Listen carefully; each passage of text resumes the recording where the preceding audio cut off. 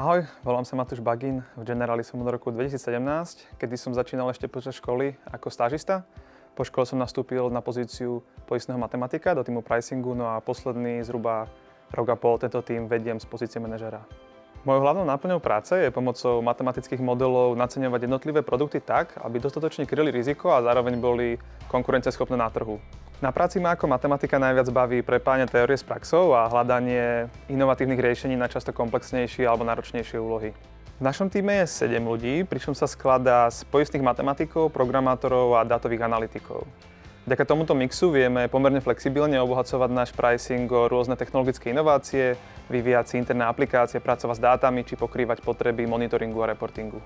Osobne si na Generali najviac vážim jej firemnú kultúru a taký prozamestnanecký prístup.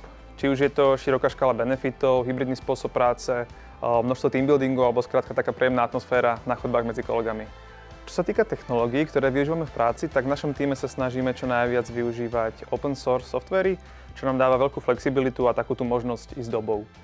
Na prácu s dátami používame MySQL, no a vývoj a modelovanie robíme v Pythone aj s pomocou využitia nových AI technológií. Za hlavné výhody smart workingu určite považujem veľkú časovú flexibilitu. Ako tým sme spolu schopní veľmi dobre fungovať napriek tomu, že viacerí kolegovia sú z rôznych kútov Slovenska. Napriek tomu sme spolu stále v pravidelnom kontakte, či už cez Teams na tímových stand-upoch, alebo keď sa stretneme v kancelárii či na teambuildingoch. Popravde o úplne prvú pozíciu v Generali som sa uchádzal primárne preto, lebo mi odporúčil spolužiak a firma bola blízko pri škole.